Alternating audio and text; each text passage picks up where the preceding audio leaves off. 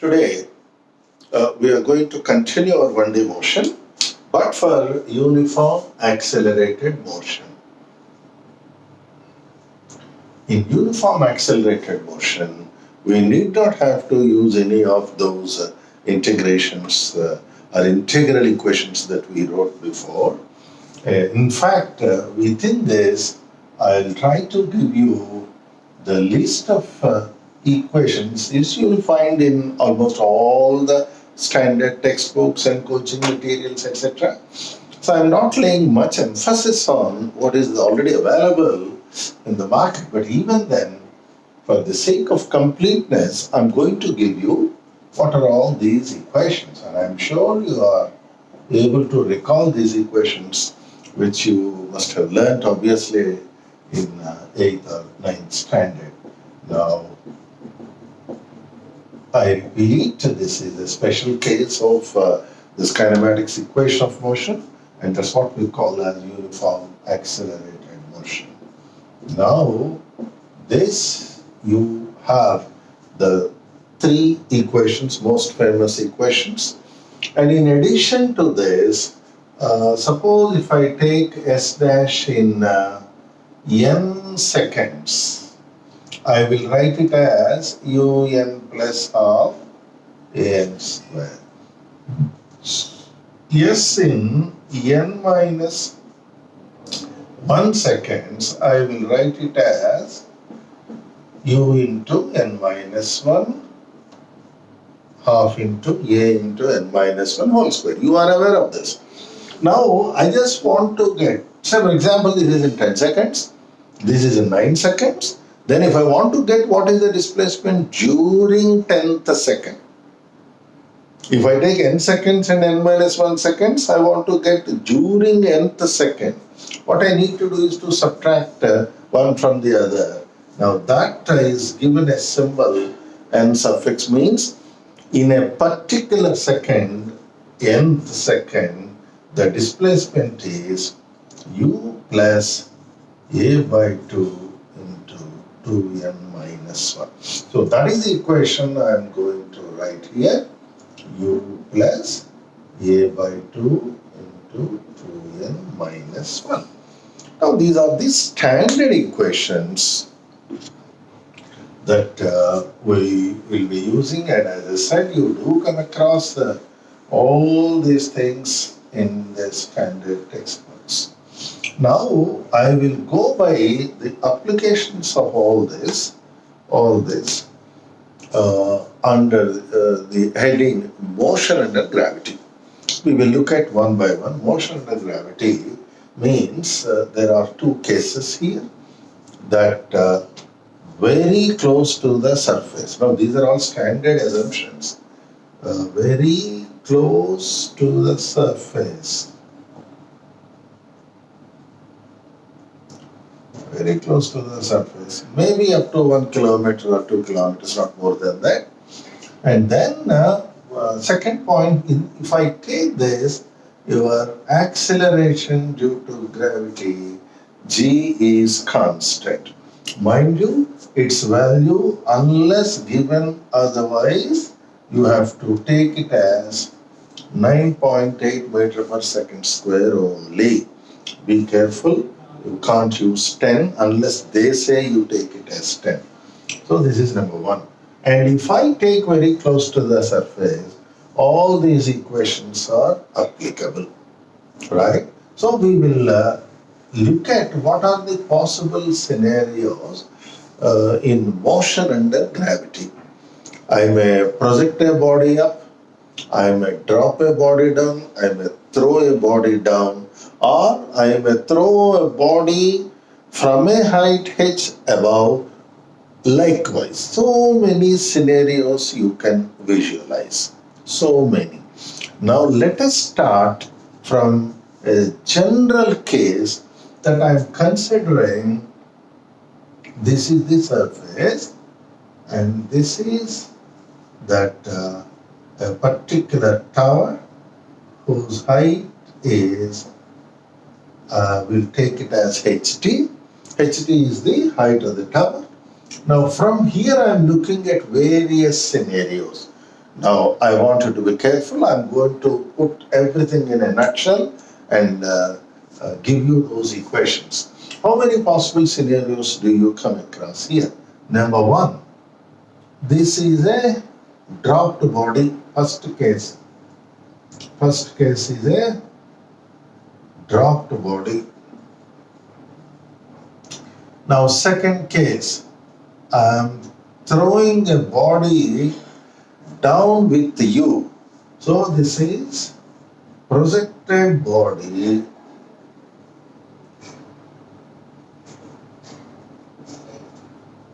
projected downward. 2. 3. Projected upwards. Projected upwards. So this is these are the three possible scenarios that we are going to discuss. Now in this, let me take one particular case and then see.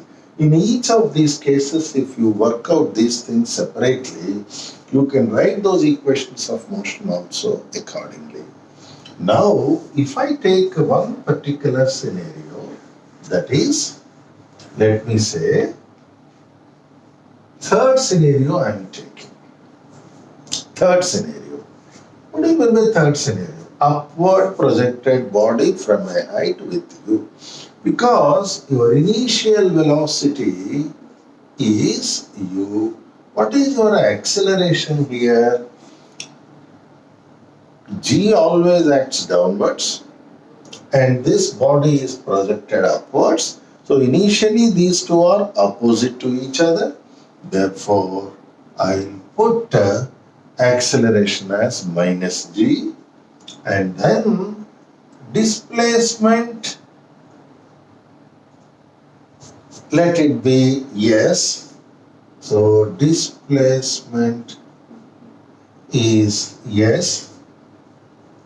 Any general time t and velocity at any time v.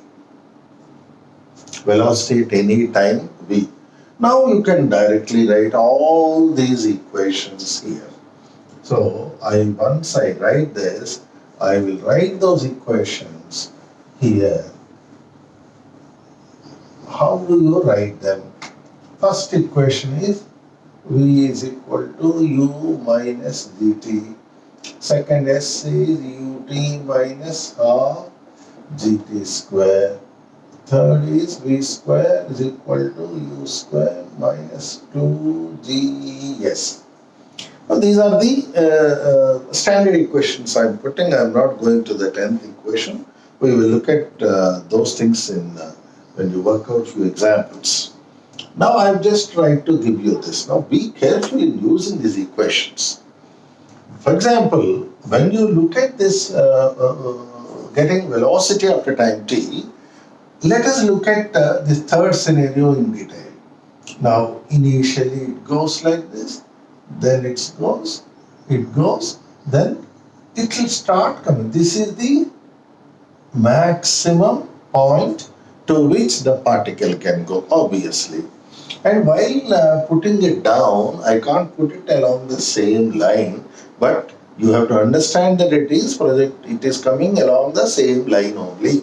But I am representing this slightly away. Likewise, the velocity goes on decreasing, becomes zero. Then the velocity goes on increasing. You can say, and then finally strikes the ground at one point. Now, in this scenario, what you should understand is, till it reaches the maximum point, if you try to work out what is the velocity, you will get a positive value. That means, if the velocity is positive, what you work out, that means you are taking it upwards.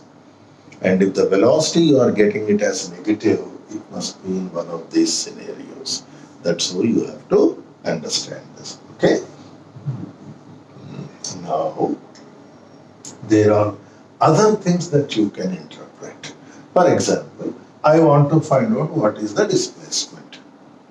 Where displacement, this is point level of projection. Above the level of projection, be careful here, above the level of projection, what will happen? S is positive because this is the final position, this is the initial position. But if it is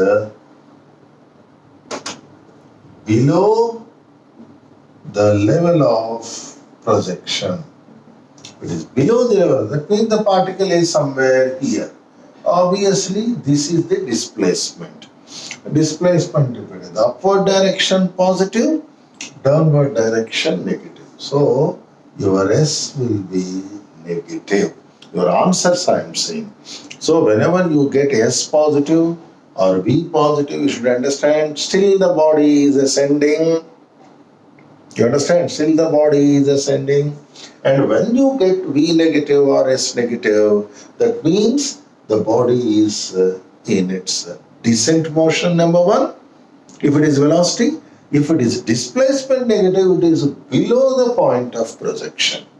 That is how you have to understand this. Fine.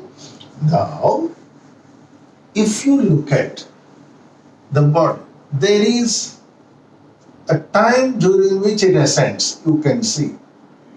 If I take A, B, the time taken from A to B is called time of ascent. The time taken from A to B is called time of ascent. And then if this is my point C, T from BC is called time of descent. From here, what will happen? The particle will come down. That is time of descent. And what is your time of flight? TA plus TD. Never get carried away with some of the formulae that are given in standard textbooks. I know that many books talk about time of flight as 2u by g, time of flight as under root 2h by g. These are all not correct way to represent time of flight. Every time you are putting in time of flight, you should understand that you have to have a sum of time of ascent and time of descent. Alright? Now, all depends on what you want to get. Suppose if I want to get time of ascent, so you have to put the condition at T is equal to TA, that is at this point. At this point, what is the final velocity? 0. If I substitute 0 here, what am I getting here? This implies TA is equal to U by G. This is what we call as time of ascent. Alright? Now, what is the time of descent? First of all, what is the maximum upward displacement? Maximum upward displacement. That means this. AB. AB. How do you get AB? AB, in this case, I'll take it as S is equal to, all this is what you have to write. Or, if I put V as 0, U square is 2GS. Or S is equal to U square by 2G. Now, U square by 2G, generally people call it as maximum height. That is not called maximum height. Maximum upward displacement from the point of projection. So that is how you have to understand this. And then what is the height of this maximum? Means what do you do? HT plus SC is from the ground. This is the highest position. Therefore, HT plus SC is your so-called maximum height. Alright. Now, if I want to work out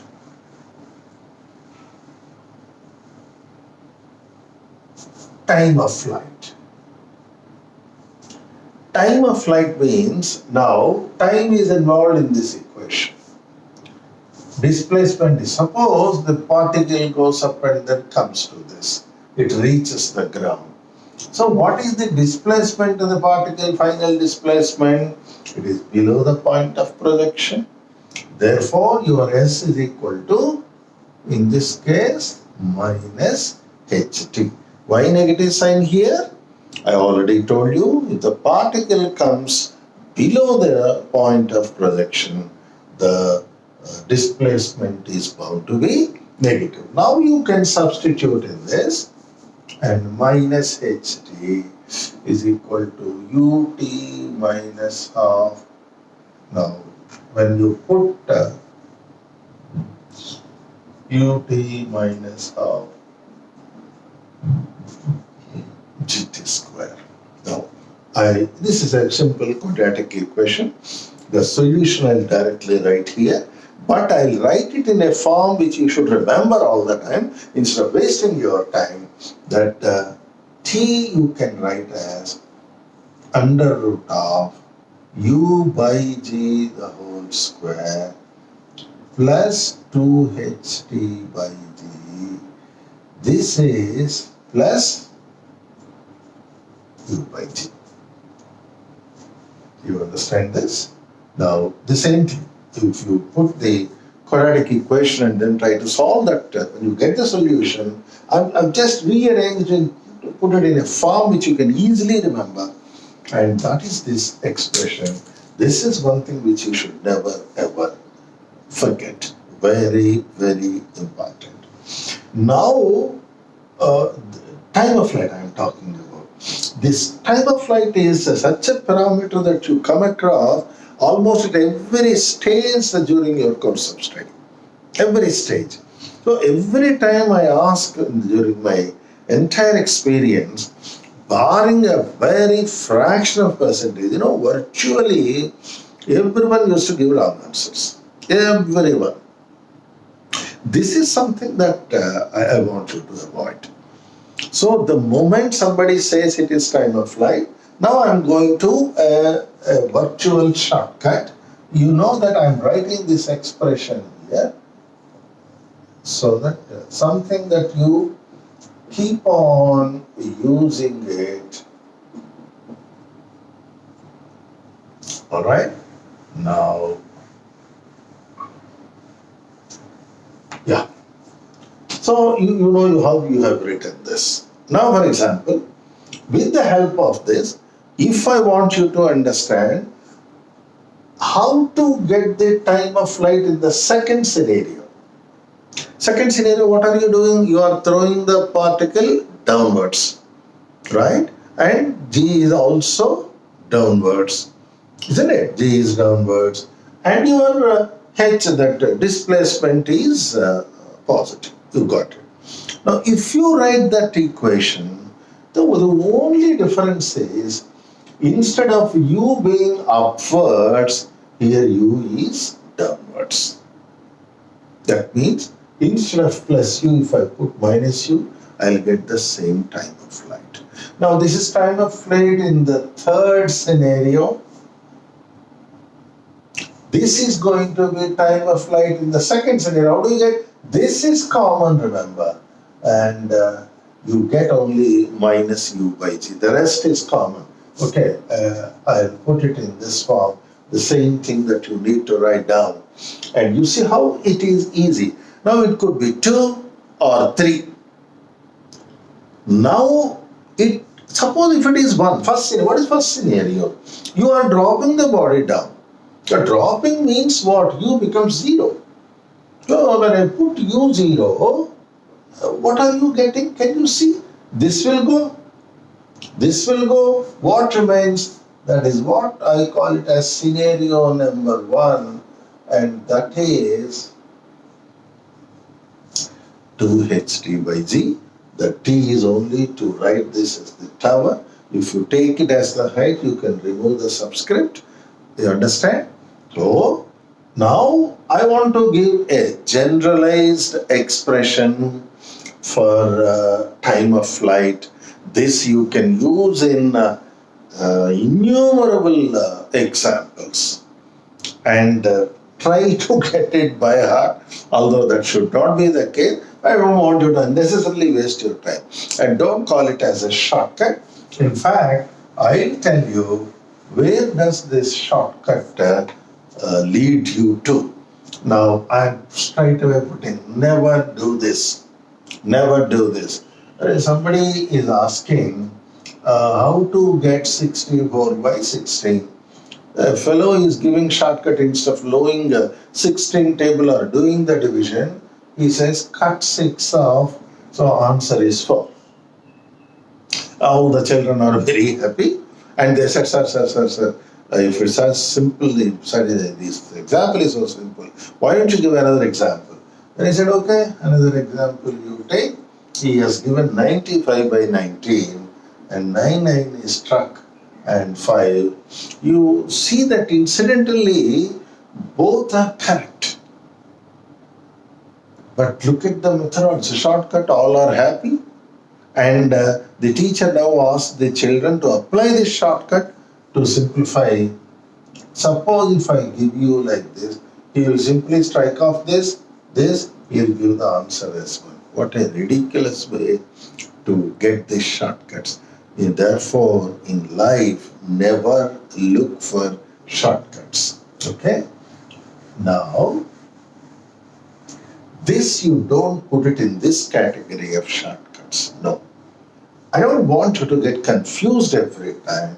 There is a general expression for time of flight in all possible scenarios.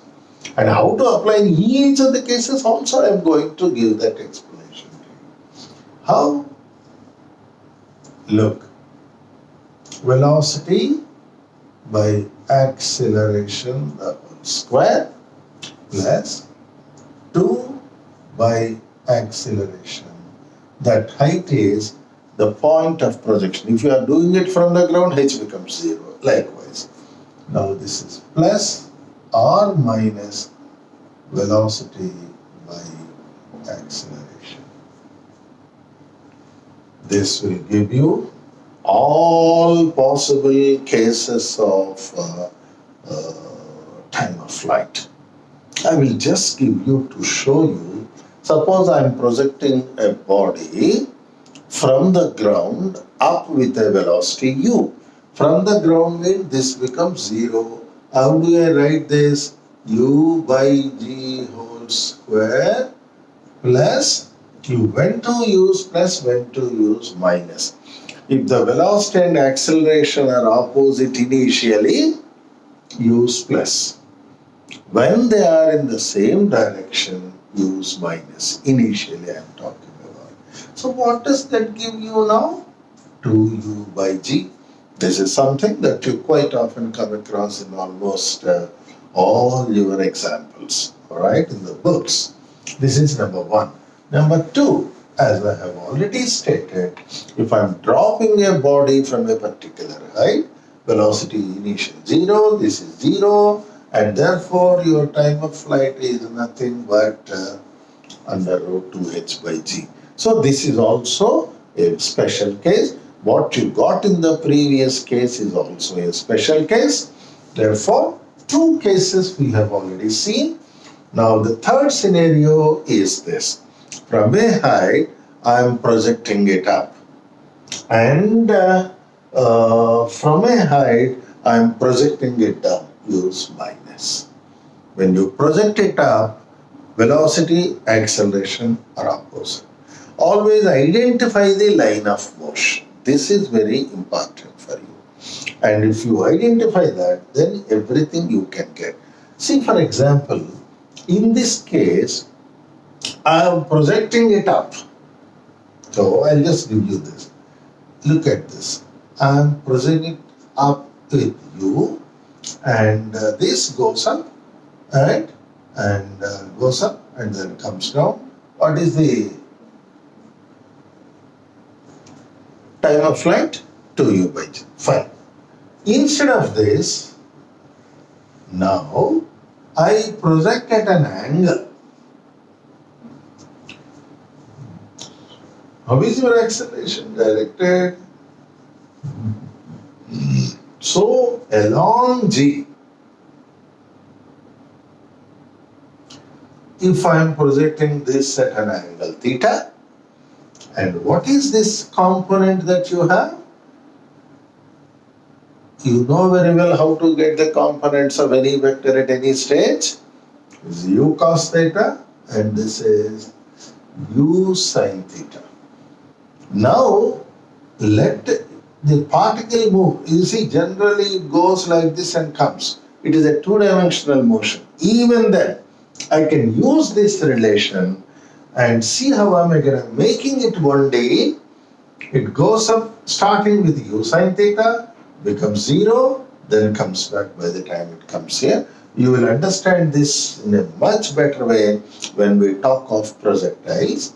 But if I am writing time of flight, what is the velocity acceleration in this line? That is 2u sin theta by g. This is how one has to obtain. Right? Now, one example I have shown you. What is the other example that I am going to give you? I will remove this and then put here minus sign so that you will understand all these possible cases. Okay? Now you see, I am going a little deep only for discussing time of flight. Let me say this angle is beta. This is an inclined surface. This angle is beta. Now I am taking a body like this. The body is constrained to move along the incline, either down the incline or up the incline and then down the incline. All are possible. Let us look at one by one scenarios. Because as I said, my special interest is to look at the time of flight. Suppose in this case, I am leaving this body. This is a smooth incline, no rough surface, no complications. The body is free to move down if you leave it like this. And let this distance or the so-called displacement be yes. Now, at this point, along this line, that is the line of motion for you, you know that this is how your acceleration due to gravity acts. Now, if I resolve this, if this is beta, therefore this is g cos beta, and this is g sin beta, two components. And now here, just as you have looked at 1, 2, 3 scenarios, this is the first scenario here, dropping. What is second scenario? Throwing it down the incline. What is third scenario? Throwing it up the incline. Right? In all these 3 scenarios, you can write those equations. Only thing is, u velocity, whatever is given directly, you can take. But acceleration must be taken as g sin beta. For example, if u is equal to, I will take the same equation. Time of flight in the first scenario, this one. What is time of flight in the first scenario? I am putting a t in 1. u0, this is 0, this is 0. What is the displacement? Yes. What is the acceleration? G sin beta. Therefore, what do you write? Under root of 2s by g sin beta. Now, if I want you to remember this also, I want you to remember under root 2h by g. I want you to remember 2u by g. When I want to remember plus, no. I am just giving just one universal expression for time of flight. And I am sure that you will never come across this in any of the standard textbooks. Maybe for their own reasons why they don't give, I do not know. But I am trying to make things easier for you. Every time you think of time of flight, first of all, write this down. U may not be u, it will be velocity, g is your acceleration, and write it in this form. Accordingly, you can do it later on. What to do, what not to do, it all depends on the given situation. Now, the first case I have given. Second case is I am projecting the body down the incline with u. So what will be my time of flight in such a scenario? U by what is the acceleration? G sine beta whole square plus 2s by g sine beta, all this under root. And then now this is downward, acceleration in the same direction, therefore minus u by g sine beta. Now this is the second scenario, time of flight. You need not have to derive it unnecessarily. Whatever the quadratic equation that we put it in the beginning, same quadratic equation, you have to use it here. But don't waste your time to do all that. That is the main purpose of my lecture, to give why I am emphasizing and focusing on the time of flight. It is such a parameter that will always cause some kind of perplexement to you when you work out problems, even when you go beyond kinematics. So I don't want you to get the time of flight, immediately write it down. That's what I want you to learn. So this is second scenario. Suppose if I go for third scenario, that means what is third scenario? This upward projection and then, so it will go up and then come back to the foot of the incline. Obviously this becomes plus, no other difference. So t in such a case is same, plus u by g sine beta. Now every time I give you an example, I am going to take three possible scenarios and giving those options to you. You understood now? I don't want you to memorize these things separately, but I just want you to memorize this one for sure. Yes. Now, once this is done, now let me take you to another example of the inclined surface. But be careful, I am drawing a 3D picture.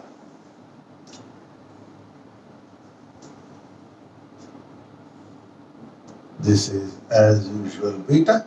Now this is where previously you have dropped the body, projected the body up, down, etc. Therefore, along this line, what is your acceleration? G sine beta. We already did that before. Now, instead of this, suppose if I take a groove, that means I take a body here, all smooth, no complications and no dynamics here. It's only pure kinematics, sheer kinematics, nothing else. And now let me take this displacement as yes.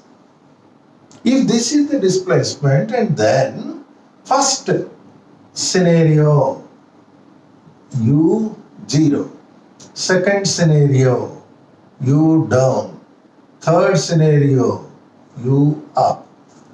What will happen? So this will move like this will thrown, it will reach here. When you project it up, it will go and then get back to this. So three scenarios similar to what I have discussed in the previous case. The only thing is, I want you to write your time of flight expression. Now the line of motion is this to determine the time. So along this line, velocity is already given. Let this be at an angle alpha. What is the acceleration along this line? G sine beta. What is the component of all this along this line? This into cos alpha. What is that? A equal to G sine beta cos alpha.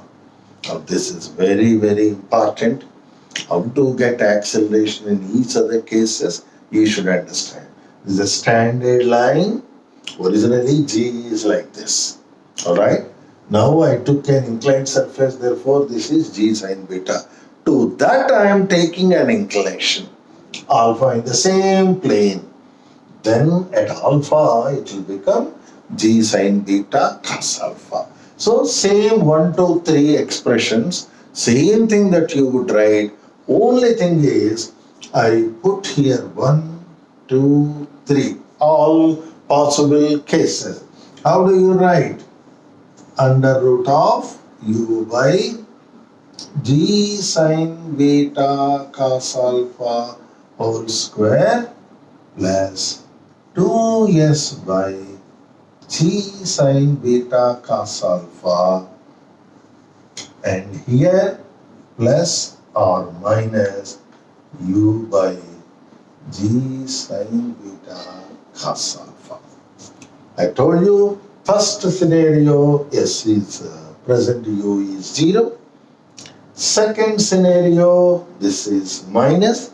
Third scenario, this is plus. Because they are opposite, you have to use plus sign. Same direction, use negative sign. You see, with the help of just one expression, we have solved vertical all possible cases, either from the ground or from top of a tower. Second, along the incline, we have seen all possible cases. Third, we are looking at even if there is a groove along the incline. Again, we looked at all three possible cases. Directly, we are writing down that expression without working out anything here. Right? Now,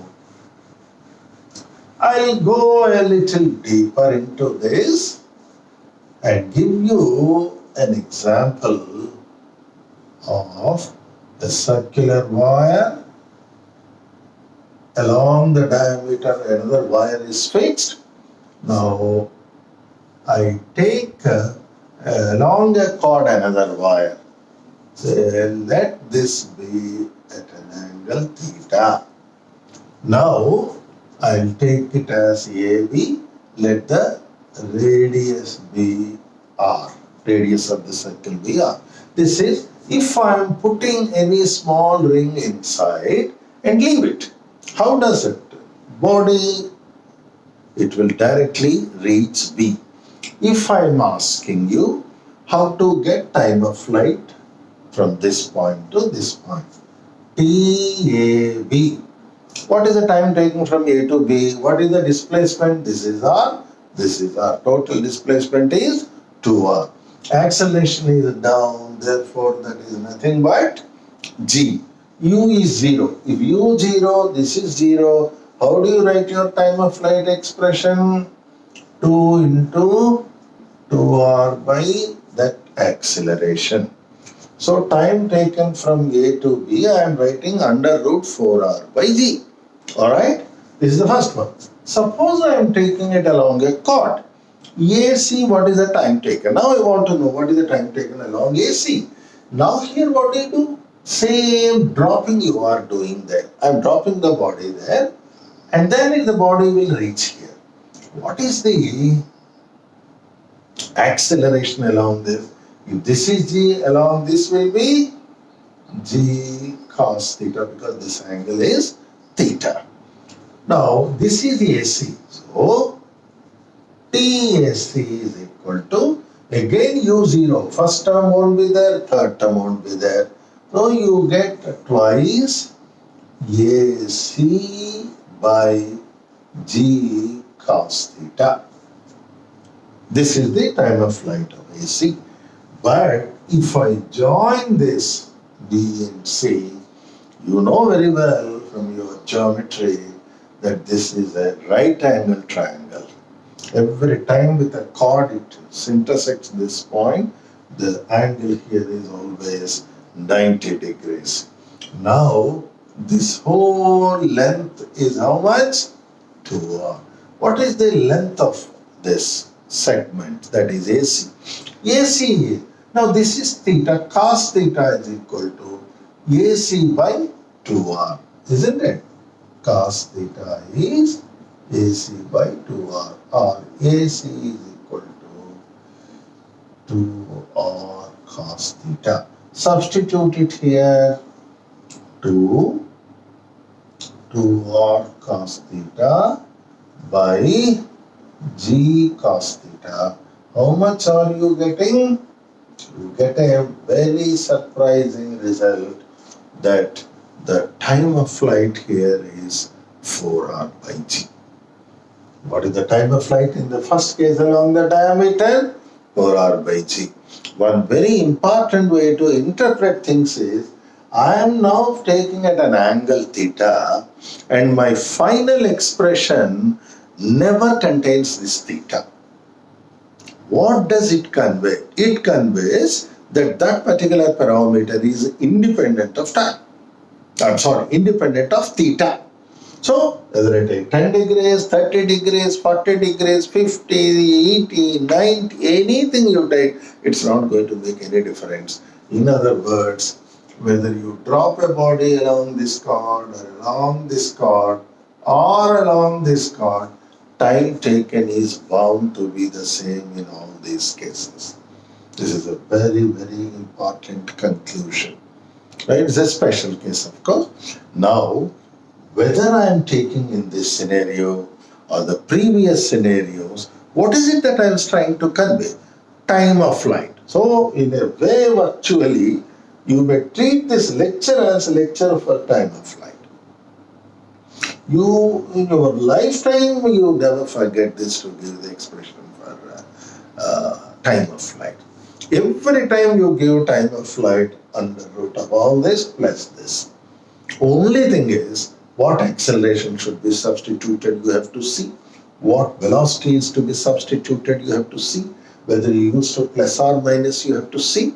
I repeat, when do you use plus? If initially both are opposite to each other, then you will get plus, and if initially they are in the same direction, you will get negative sign. You understood this?